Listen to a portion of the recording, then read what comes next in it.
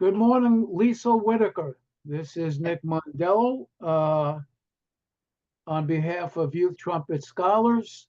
It's a pleasure to see you again. How you doing today? I'm good. Thanks so much for having me. Appreciate it. Thank you. It's our pleasure.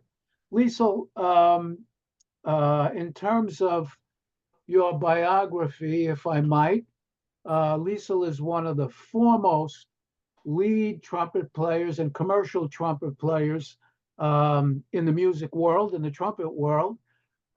She currently is the lead trumpet player with the DIVA Jazz Orchestra. She was an original member. She was a member of the elite U.S. Army Blues and the U.S. Army Jazz Ambassadors. She's a Grammy award-winning Broadway musician for Some Like It Hot, if I recall correctly, and is a mom of Shane and Lauren, if I remember your kids' names. And she also does fostering of animals, which I seem to remember. She resides in New York and is married to another great trumpet player, Kenny Rampton.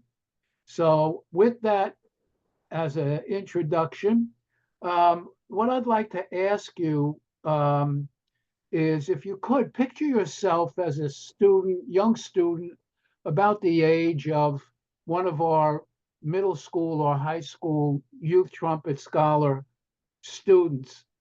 What were you as a young musician? Can you describe yourself at that particular point in time? What were you like? Sure. Uh, I grew up out in the country. I'm a farm kid. Well, not a farm kid. I'm a ranch kid. We didn't really have crops, but we had lots of critters. My father was a veterinarian. I grew up. I'm one of six kids. It was busy home.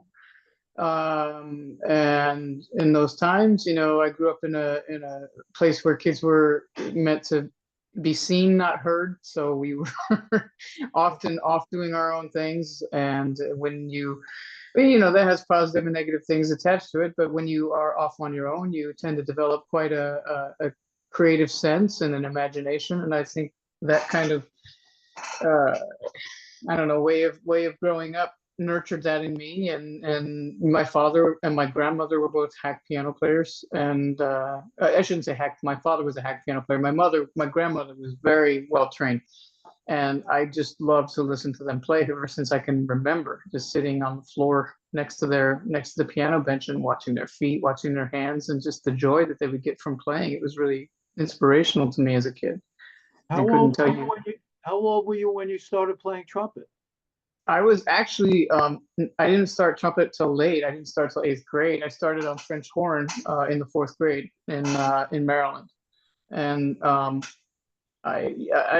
sure that I don't know if it's changed much because I can't say. I'm not a beginning instrumentalist in these times, but back then, when you were a French horn player, about all you did in eighth grade band and seventh grade band was play oompas, and it was great, but it got a little boring pretty quick when you have an attention span that needs to be catered to. So I quickly switched over only because I went to a little private school, and we had combined the junior high with the high school band.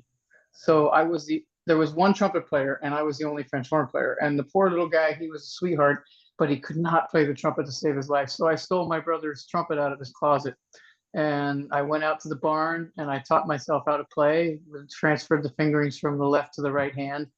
And I went and challenged him, and I beat him. And so from there, I never looked back. That's how I became a trumpet player. So, And I believe you studied with Joe Phelps at Appalachian State.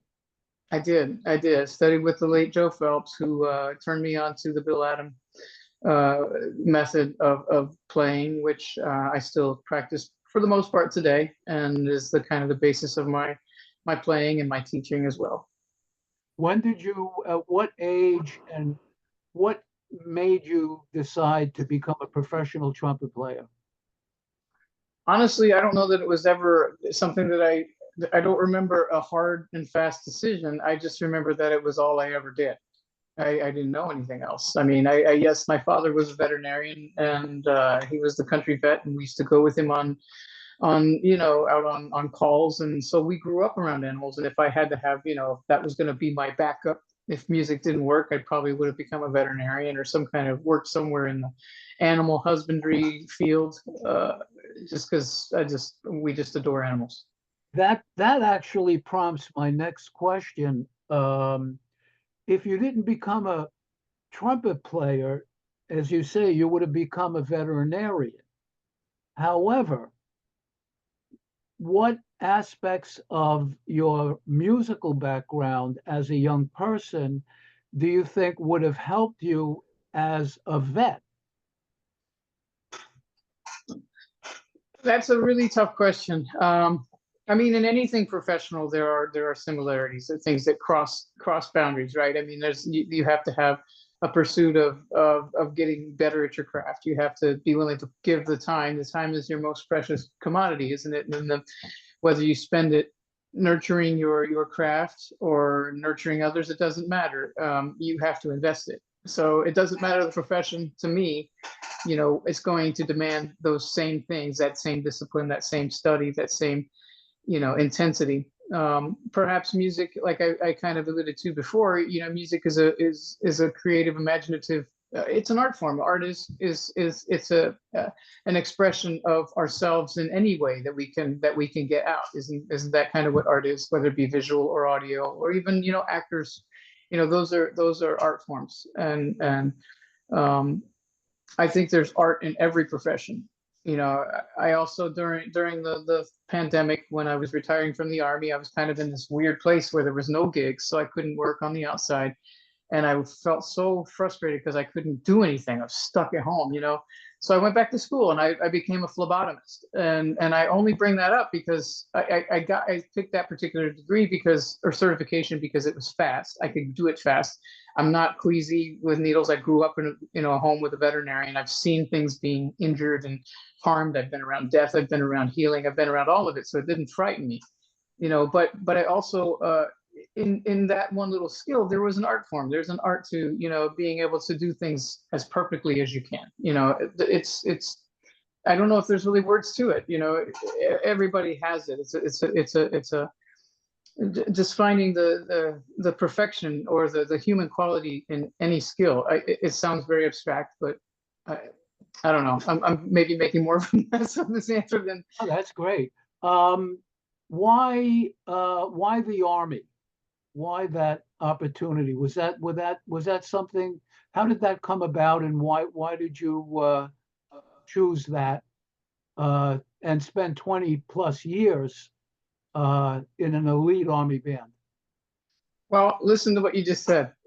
I mean, those words are beautiful, right? I mean, why would you spend 20 years in an elite army in an elite band? Well, does it matter that there's the costume or uniform attached to it? No. In fact, I would argue the opposite. There's quite a lot of sacrifice and valor in wearing uniform and being willing to put everything on the line. Just because we were in the band didn't mean that we weren't at risk. And I am very proud of my service. And why the Army, when it happened, I couldn't tell you because it wasn't definitely on my little box of things to check. It just presented itself, and part of the music business for anybody who's having success is just dumb luck. These jobs in the military, as you know, Nick, you've been around for a long time. They open up once every 20, 30 years, and so they're very coveted. So when that opportunity happened, it just so happened that it was in a window of time where I was actually of an age where I was eligible. I was under 35. I could audition.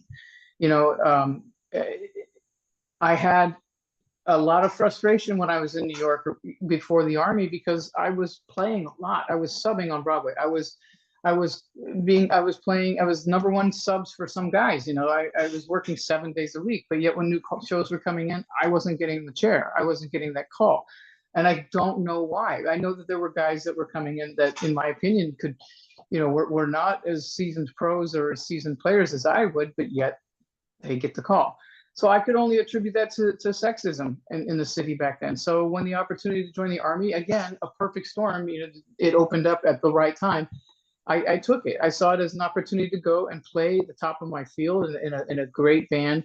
I could get paid a salary. I could make benefits. I got educational benefits, which I transferred to my child, to my children. You know, I got my health care for the rest of my life, and I got a pension out of it. And the beautiful thing about it is, it's funny, I just was having this conversation with some former colleagues from the Army who also have retired just last night, talking about how we just don't understand why people don't consider this more. I mean, these are elite ensembles musically. They take care of you. They take care of your family. They give you a job. They give you a housing. They give you everything. They only ask that you represent and do the best that you can and wear a uniform for your country. It's really not that when you think about it on paper, it makes so much sense. But I really think, and it was hard when I had the opportunity and I took the audition and won the audition. I had to make a decision to leave New York, which was very difficult at the time because I had invested almost 10 years of my life in establishing it. And walking away from that felt like I was just throwing that away. But at the same time, you know, I was working hard, but I wasn't getting the benefits that my male counterparts were. But in the Army, I could make the same on paper. I could make the same salary. It doesn't matter. You know, it's a pay grade. And I thought, well, if I did that for 20 years and I got all these benefits, then I can go back and I can pick and choose what jobs I want to play later. And that's exactly what I did.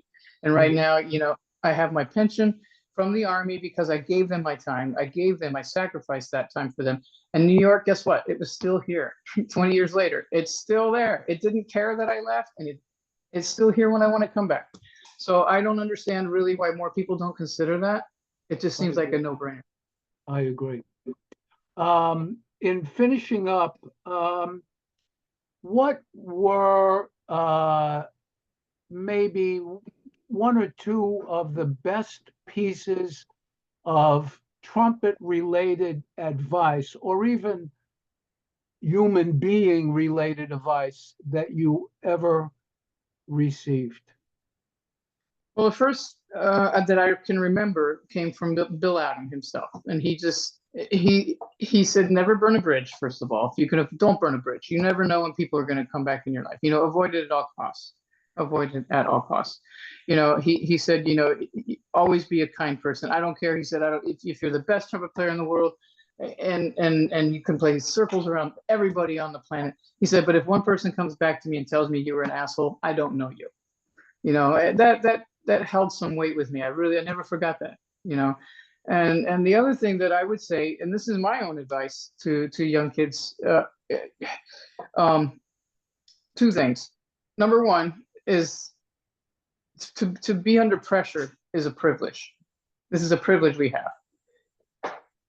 If you are in a situation where you have to perform and you have to perform at a great level, that is an honor. And you should treat it as such, because there are dozens and dozens and hundreds and maybe even thousands of people that would trade places with you in a heartbeat. So treat that pressure like a privilege. That's really important. I was going to just tell you the last one, and now I can't remember it. But anyway, that I'll just end with that. You know, I've kind of rambled on enough here, but I hope that helps. That's a wonderful piece of advice for our youth trumpet scholars, young students, and we will end this conversation on that highly informative note. I'd like to thank you so much. I look forward to seeing you next month at the Barclay Center and getting involved in the clinics. And I'll turn the recording off. Thank you so much, Liesl Whitaker. Thank you, Nick. Appreciate it.